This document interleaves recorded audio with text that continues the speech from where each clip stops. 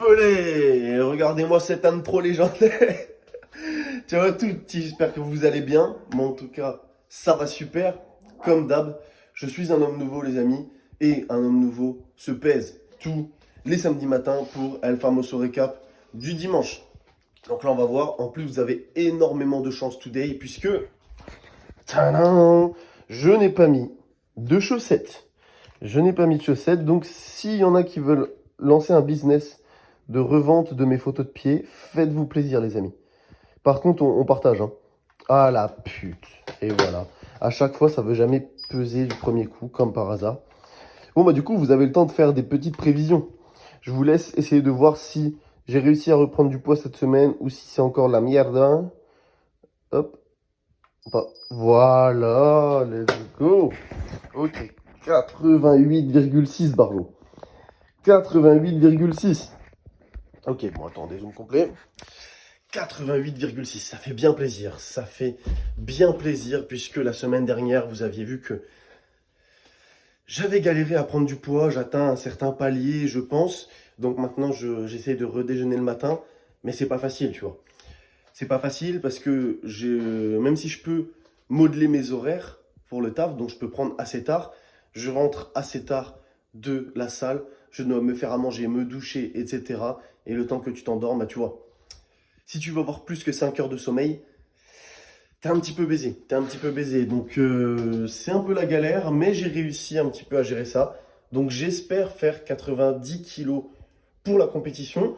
Vous allez suivre ça de toute façon. Et là, je pense que God himself m'a entendu. God himself m'a entendu, les amis, puisque apparemment, il y a des poids calibrés dans ma salle. Il y a des poids calibrés dans ma salle. Si ça, c'est pas le destin qui me dit, frérot, maintenant, il va falloir que tu te la donnes, je sais pas ce que c'est. Je sais pas ce que c'est. Donc, je vais me la donner, je vais vous filmer tout ça, mais d'abord, je vais vous filmer mon magnifique repas en mode Mamma que belle. Allez, je vous filme tout ça. Et sans légumes, bien entendu, sans légumes, sans légumes. Ok, I'm back bitches et vu que je suis devenu riche depuis le dernier Famoso Recap du dimanche, aujourd'hui on va vraiment se régaler pour le repas pré-SBD et on va manger du saumon sur lit de caviar. J'ai trop hâte de vous montrer ça. Et non Barjo, t'as cru quoi? Je suis toujours pauvre, je suis toujours étudiant, putain de merde. Donc qu'est-ce qu'on mange? Des pastas, mamma. Il est fou lui. Du saumon sur lit de caviar. Mec, j'ai pas assez d'argent pour acheter des pommes de terre. Tu veux que j'achète ça? Alors mets un like maintenant. Putain, ça me rapporte rien, j'ai pas les 1000 abonnés. Mais ou alors, faites des faux comptes avec les... Faites tous des faux comptes d'ailleurs. Avec les iPads de vos grands-mères. Comme ça, on monte jusqu'aux 1000 abonnés. Et je gagne un tout petit peu d'argent. Et au lieu d'acheter des pâtes, j'achète des pâtes Weight Watchers à 50 grammes de protéines. On va faire une armée, les gars. Ça va bien se passer. Une armée d'iPad de grand-mère, de faux comptes. Il faut mettre des commentaires parce que sinon c'est cramé, t'as vu. Sinon YouTube va dire, eh non, je sais que c'est l'iPad de ta grand-mère. Eh ouais, faut pas être con. Donc, technique secrète pour les pâtes. Ça, c'est une vraie technique secrète, les amis. Quand tu vas faire des trucs à côté, genre moi, quand je vais prendre ma douche le soir, quand je rentre et tout, pour faire bouillir l'eau, tu la mets au max. Eh oui, ça bout plus vite. Pour l'instant, tu te rends compte déjà que la technique est puissante.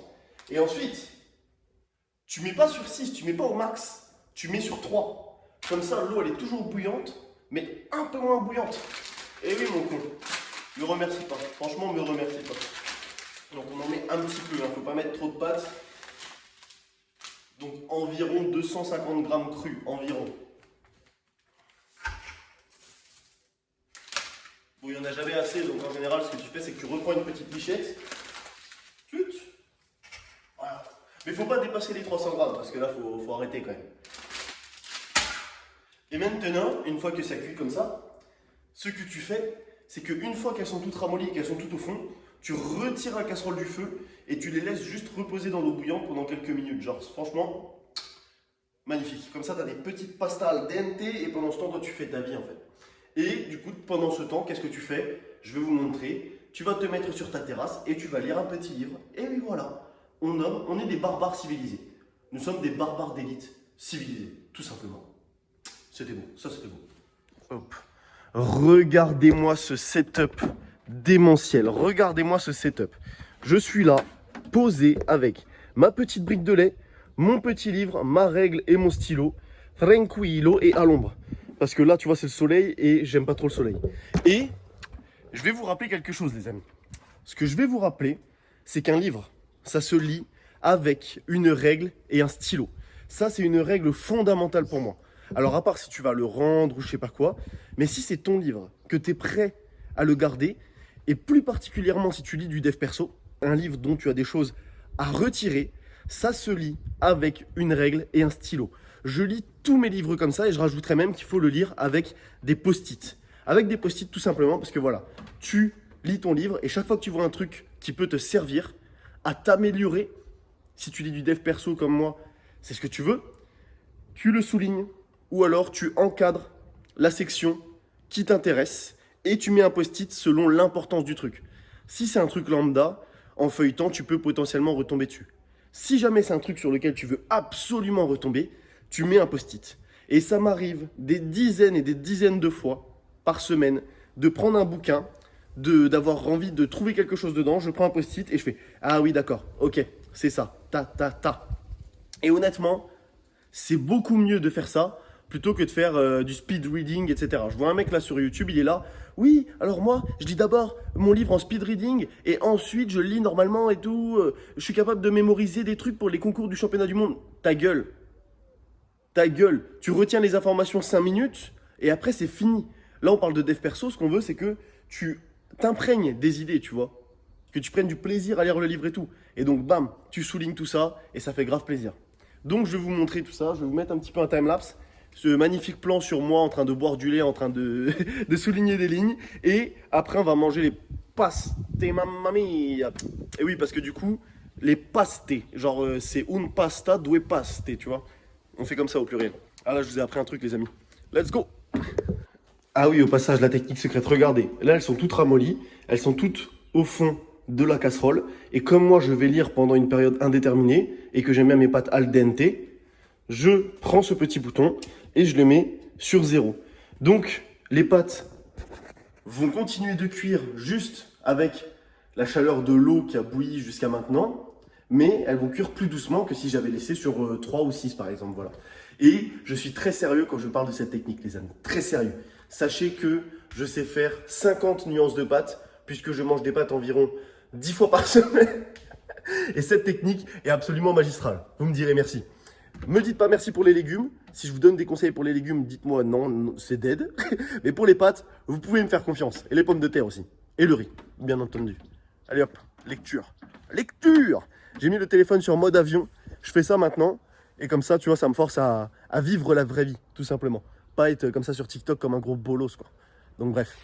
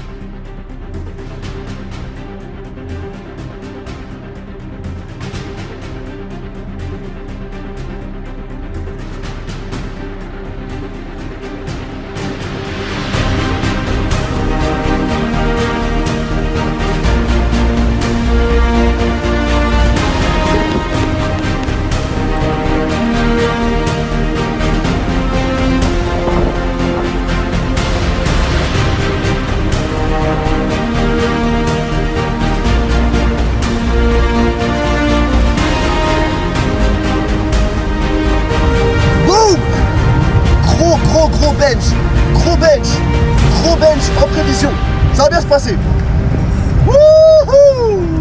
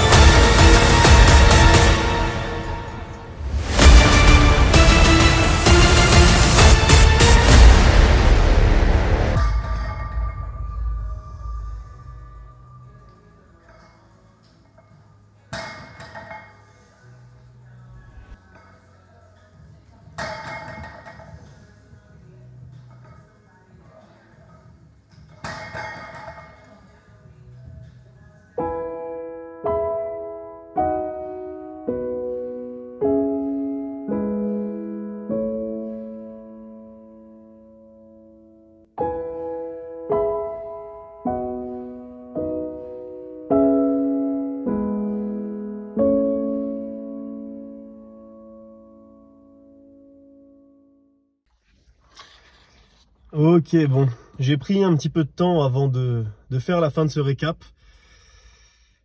J'ai pris un petit peu de temps puisque en fait, voilà, il y a parfois des séances qui se passent mal, tu vois. Parfois dans ta vie ça pue la merde, t'es trop chaud, j'étais trop chaud, et pour autant ça se passe pas forcément bien. Et maintenant en fait ce que j'ai appliqué c'est que je m'autorise. Je m'autorise à faire la gueule, tu vois. Je m'autorise à dire, bah écoute, t'as envie de mettre des musiques tristes parce que ta séance elle pue la merde et que t'as besoin de, je sais pas, de décompresser, d'évacuer et tout. Tu vas mettre des musiques tristes, tu vois. Tu t'autorises à le faire. Mais par contre, attends, parce que ça, ok, j'avais peur d'avoir une crotte de nez. Par contre, tu vois, tu vas pas le faire longtemps. Tu vas pas casser les couilles à tout le monde, à être chiant, à... Non, non, non, non, non. Ça, je te l'interdis, tu vois. T'analyses la situation, tu te dis qu'est-ce qui a pas été, comment je peux faire pour l'améliorer, boum. Sur quoi j'ai de l'emprise.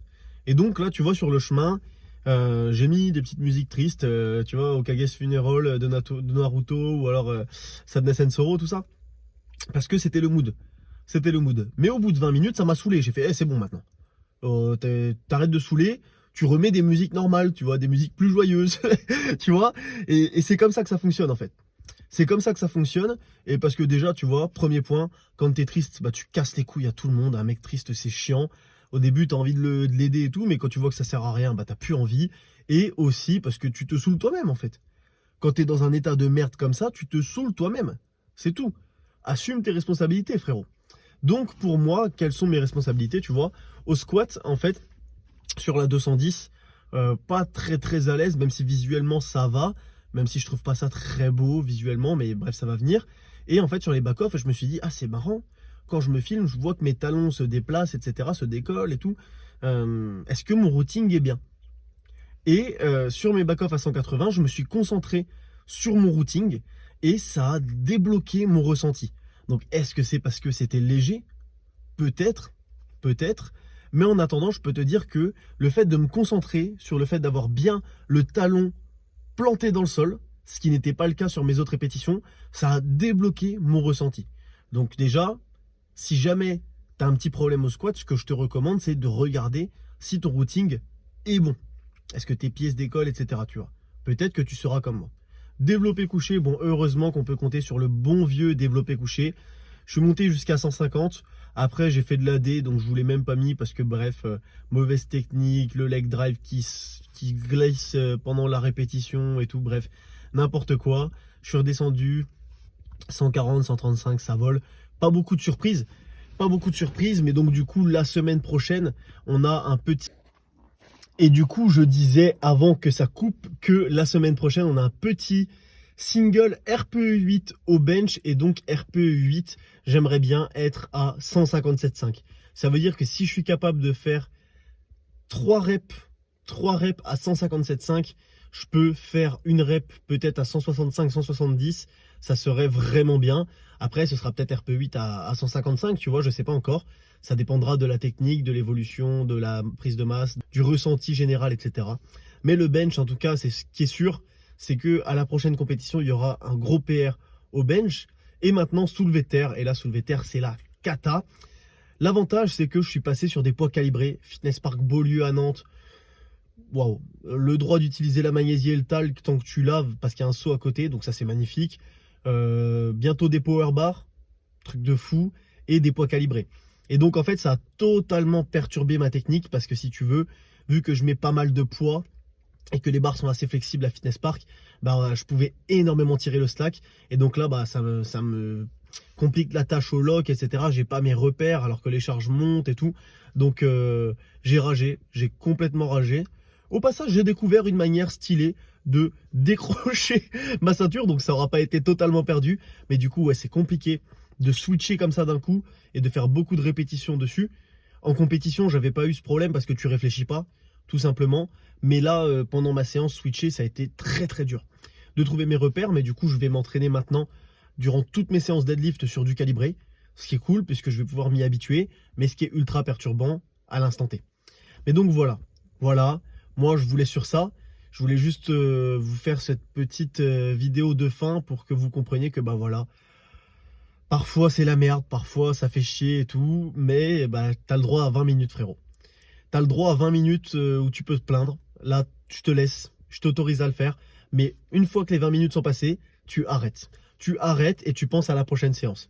Et t'arrêtes de te dire, Ouais, mais lui, il évolue plus vite que moi et tout. Je m'en bats les couilles, frère. Je m'en bats les couilles que l'autre, il évolue plus vite que toi. Moi, ce que je regarde, c'est toi.